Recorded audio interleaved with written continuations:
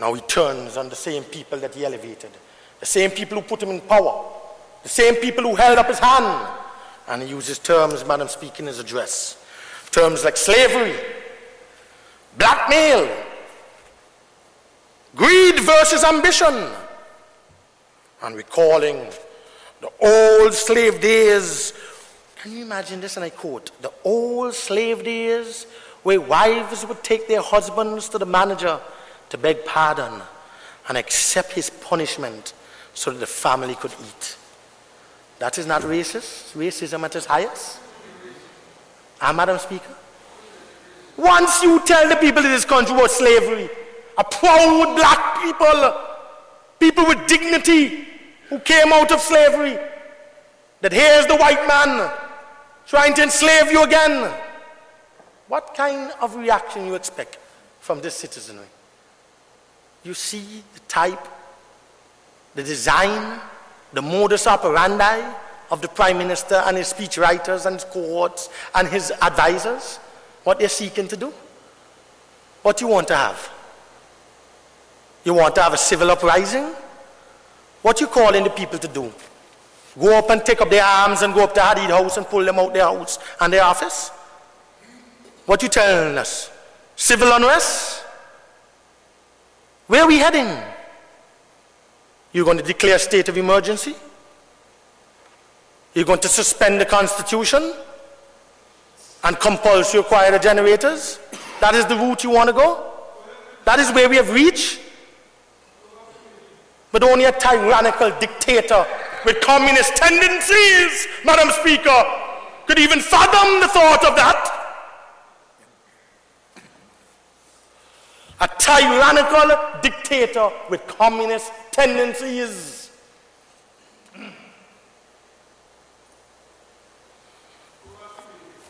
You are not a block off a VC Bird. You used to tell me that you're a student of VC Bird. A student? Well, you didn't learn very well.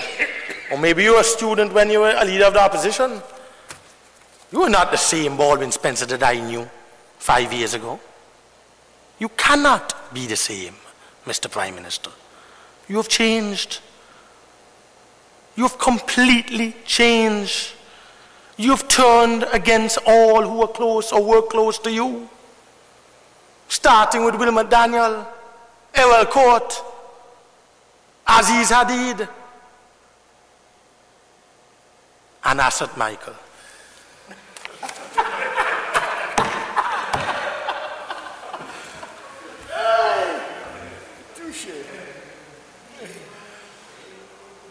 Because it's not only Hadid that have been kind to you.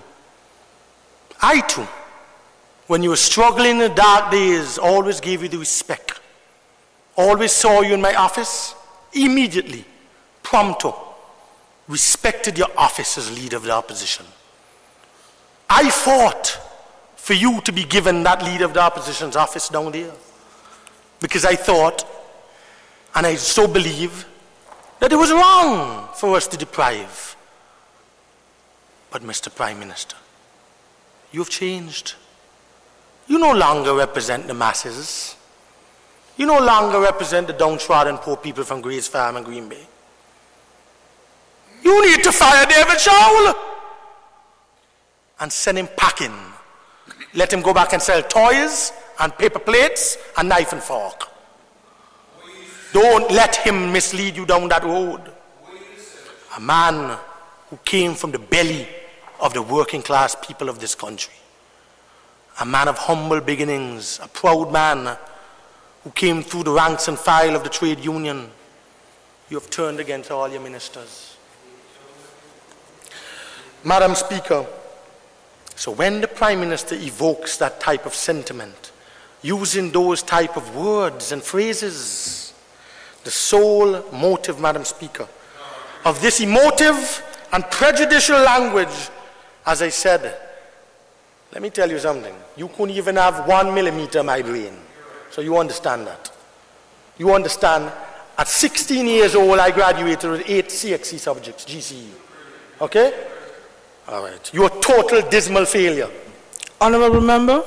Let's not get personal, okay? Yeah, but tell him to leave Just me. elevate the discussion. Thank you. Madam Speaker, the sole purpose of this emotive and prejudicial language by the Prime Minister is to evoke patriotic responses, send the country in hysteria from a genuinely proud, unsuspecting people, and you know it. And Madam Speaker, I'm not surprised this attack against the Hadids and this attempt to blame the ALP for mistakes that the UPP continues to make. It has a very familiar thread. It has a very familiar ring to it, Madam Speaker. And this is right out of the Republican dirty tricks book of John McCain, Carl Rove, and his band of propagandists in the US. There are issues not on their side for the upcoming US election, Madam Speaker. Honorable member, now I know you're reading. And Madam Speaker, I can refer to the notes, Madam Speaker. I'm not going to read. Look at what is happening in America with Barack Obama and the Democrats. The Republicans, they're manufacturing lies, Madam Speaker. A catalog of lies and deception and trickery and all kind of paid public advertisements, Madam Speaker, to fool the people and to play on the American emotions. Simply, Madam Speaker, because the Republicans cannot fathom the idea of a black man with a black first lady lying down on Lincoln bed in the White House. They can't deal with that. They will never be able to deal with that. So they have cleverly put together mass campaign. Rise up the people. Obama is inexperienced. He can't run America. In Antigua and Barbuda now, Madam Speaker. Look at the thread. Look at the similarity. Baldwin Spencer knows the hardship and the pain and the suffering he's inflicted on the people, and he knows that that has already cost him the election. So what is he resorted to, Madam Speaker? Is the last train to San Fernando. The last train of collection of trickery, lies, and deception available to you to try and turn the populace against a minority Syrian group. It is wrong.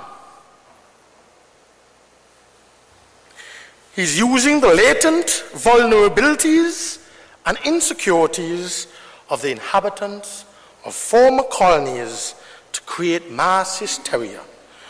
Response to his dishonest claim that this country that gained independence 27 years ago is now being held hostage by colonizers and slave drivers in the moneyed class. You didn't know that before. You're only finding out that now. You failed to keep the people out of darkness in a 3-week period, Mr. Prime Minister, when a third-party supplier of electricity to APUA is doing what? Scheduled maintenance that they advised you of since last year, when? October? So October till now, nearly 12 months ago. And Madam Speaker, it seems from what the Prime Minister is telling us these days that Aziz Hadid was only ambitious when he sat in his cabinet.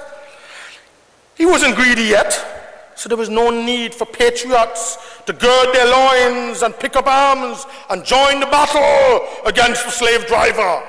No need for that when he sat up there in the Prime Minister's office as your confidant and your chief advisor and your cabinet colleague. There was no need to take up arms.